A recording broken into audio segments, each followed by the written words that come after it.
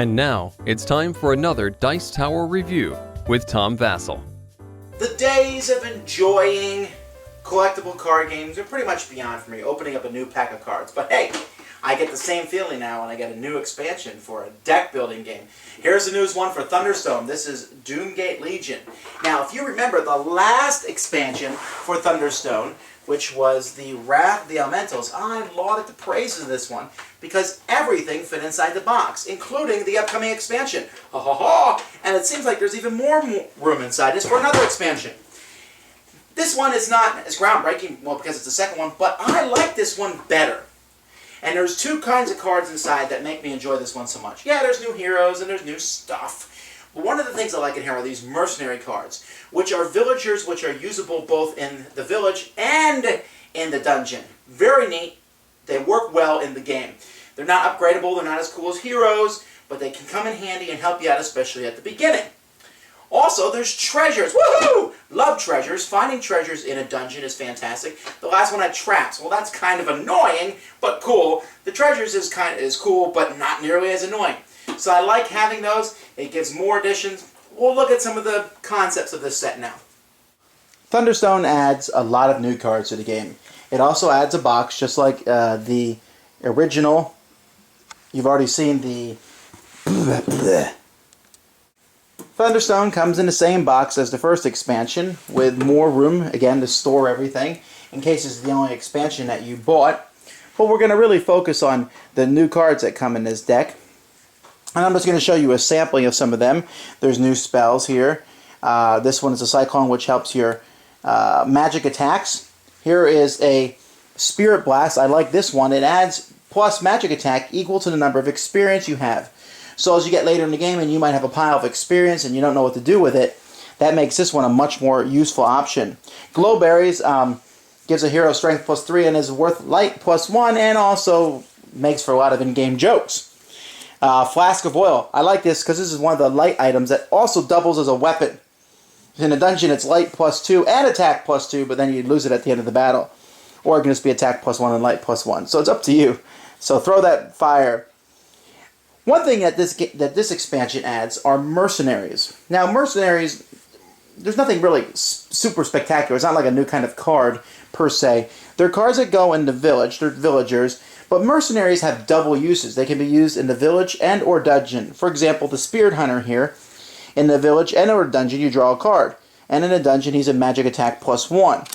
The Fortune Teller, in village and dungeon, you draw 2 cards, and you keep both if at least one of them is a spell. Otherwise, you discard one of them. In the dungeon, and she's attack +1. Here, this guy in the village, it lets you buy an extra card. In the dungeon, you can discard an experience point to give a hero an attack of 1. So I really like how these people have their uses, and you can use them in both the village and the town. Of course, this game also comes with many new monsters. Again, the artwork, they do a great job at keeping the artwork looking good. Just all different monsters, including a Guardian. Now, Guardian is a massively giant monster who, when he comes, he moves to rank 0. And so, here he says, if the Thunderstone starts to turn in the hall, place it on the bottom of the dungeon deck and refill the hall. You got to kill this Guardian, or that effect just keeps happening. He's also worth 5 points, and he's a very powerful person to kill. So, then there's also some new weapons in the game. Here's the Blessed Hammer. Magic attack +4. That's a neat one. The Greed Blade. Now, this is a cool idea.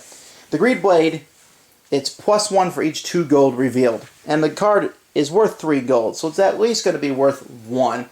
Likely +2. But could be more than that. So for people who have a lot of money in their deck, this is a very handy weapon. I very much like the Greed Blade. A Divine Staff that gives bonus if it's with a Cleric or Wizard. That makes sense. A Soul Jar. This is neat. You can pick a monster that you have in your hand and get half of that monster's health as an attack. This could be potentially super dangerous. Makes me think of Castlevania or other games that use these soul jars or soul captures. Then there's new heroes in the game. Deep Miner, Medium, another Bowman, a Minstrel. The new people are neat. But here's a feature of the game that I really like that this game adds. And it adds another disease deck. Now, we all know diseases are terrible and annoying. But the fact is, all the diseases were the same. This disease, though, this new disease deck, this expansion has some cards that say use the special disease deck. I always use the special disease deck no matter what, just because it's so interesting. Like this card's attack -1. This one's attack -1, but hey, look, this one's worth -2 points. Then we got this one here. One hero has strength -2. Here's an attack -2. Where this card must be played when visiting a village. Increase the cost of each card purchased by 3 gold. That's leprosy. You don't really want leprosy. The Baleful Plague. All heroes suffer strength -1. So that's just, I thought, was a neat addition to the game, and that it makes diseases a bit more varied. But, you know, if you remember the last expansion, they added traps. Now, traps are all mean and nasty as all get out. And so, now we have treasures. When you go through the dungeon, it's possible to find a treasure. You put that treasure in front of you until you use it. For example, this one here, if you defeat a monster that's worth less than 4 victory points, you can destroy this to take another turn. Or the Green Amulet, you can destroy this to gain 4 gold.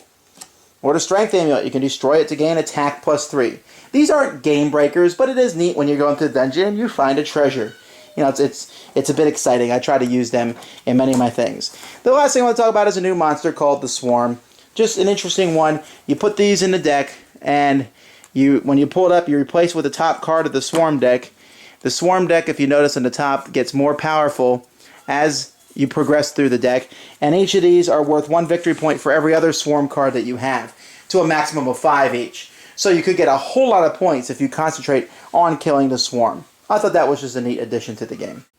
Doomgate Legion is a good expansion, very solid. There's nothing I dislike in the expansion. There's nothing outstanding, I think, about the expansion, except it offers a lot of good cards. Probably the things I like about it the most is I love the treasure cards. Add some variety to the dungeons.